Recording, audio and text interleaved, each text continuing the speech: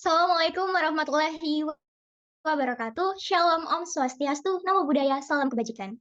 Perkenalkan, kami dari kelompok 4 akan mempresentasikan hasil diskusi kelompok kami.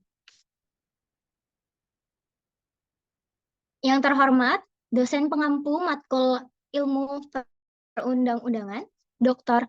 Edra Satmaidi SHMH, kami mohon izin untuk mempresentasikan hasil diskusi kami. Baiklah, hasil diskusi kami ini dengan judul Rancangan Peraturan Daerah Kota Bengkulu tentang pengelolaan perdagangan pasar modern Kota Bengkulu. Baiklah, presentasi akan dilanjutkan oleh rekan saya.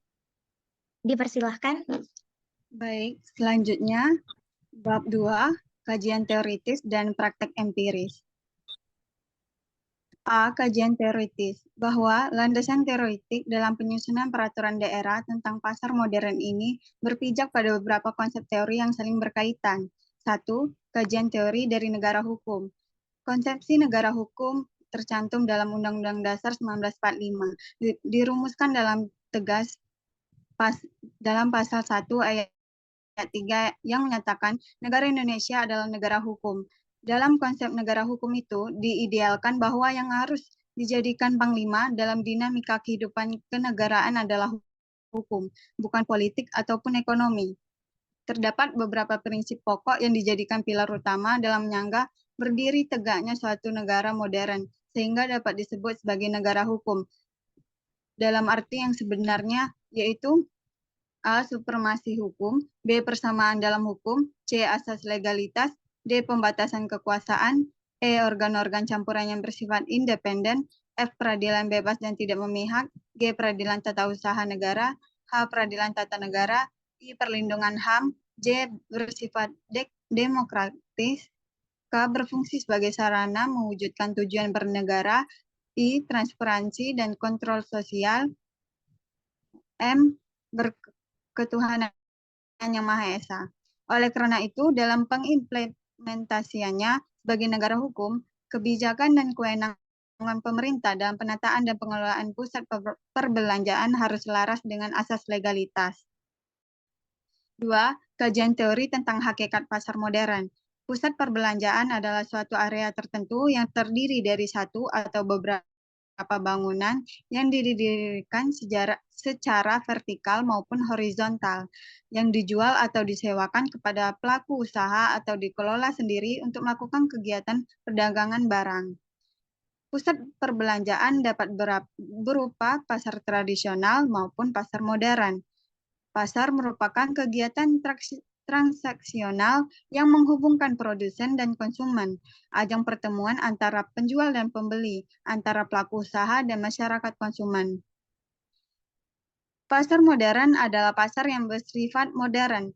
Barang-barang diperjualbelikan dengan harga pas dan dengan layanan sendiri. Tempat berlangsungnya pasar ini adalah di mall, plaza, dan tempat-tempat modern lainnya seperti supermarket, hypermart, dan alfamart. 3. Kajian teori tentang konsep tanggung jawab negara.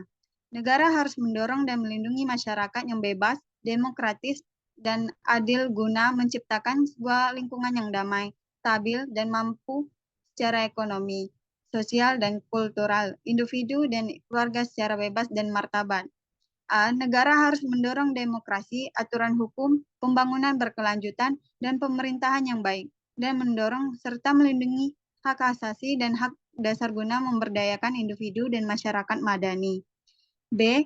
Negara wajib memfasilitasi akses dan sumber daya secara berkelanjutan, tidak diskriminatif, dan aman sejalan dengan perundang-undangan nasional dan internasional, serta melindungi aset yang penting bagi kelangsungan hidup masyarakat. Negara juga wajib menghormati dan melindungi atas sumber daya seperti tanah, air, hutan, perikanan, dan ternak tanpa diskriminasi. Selanjutnya akan disampaikan oleh rekan saya. Baiklah, saya akan melanjutkan.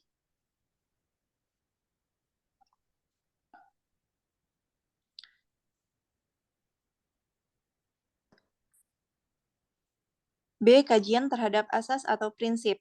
Asas dalam bahasa Inggris disebut dengan istilah principle, sedangkan di dalam Kamus Besar Bahasa Indonesia atau KBBI, asas dapat berarti hukum dasar atau dasar. yakni sesuatu yang menjadi tumpuan berpikir atau berpendapat. Adapun asas hukum adalah merupakan sesuatu yang sangat mendasar dalam hukum yang harus menjadi pedoman, sehingga peraturan perundang-undangan tidak boleh bertentangan dengan asas hukum. Sehingga dapat disimpulkan bahwa asas hukum merupakan pikiran dasar yang umum dan bersifat abstrak, serta bukan merupakan hukum yang konkret.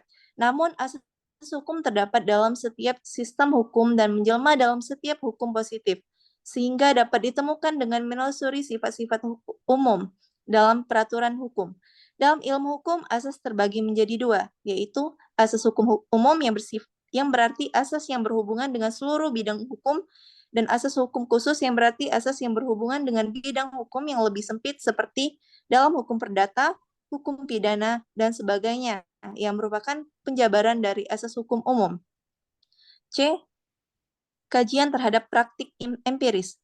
Pertumbuhan ekonomi dimulai dari pasar tersebut, tidak selalu berjalan mulus atau tanpa masalah. Seperti yang diketahui sebelumnya, adanya pusat-pusat perbelanjaan seperti mall dan minimarket, supermarket, hingga hypermarket telah lebih dulu ada pada pasar tradisional yang berperan penting mencukupi kebutuhan masyarakat. Di dalam segmen pasar banyak beranggapan pasar tradisional dan pasar modern memiliki segmen pasar yang berbeda. Tetapi kenyataannya keduanya memiliki segmen pasar yang sama. Hal ini menyebabkan terjadinya persaingan bebas di antara pasar tradisional dan pasar modern. Baik, itu tadi hasil dari presentasi kelompok kami yang telah disampaikan oleh rekan-rekan saya. Tak ada gading yang tak retak, kurangnya kami meminta maaf, baiknya semoga bermanfaat. Hidup kesepian tanpa kekasih, cukup sekian dan terima kasih. Saya selaku moderator dan mewakili rekan-rekan kelompok, kami ucapkan undur diri. Wassalamualaikum warahmatullahi wabarakatuh.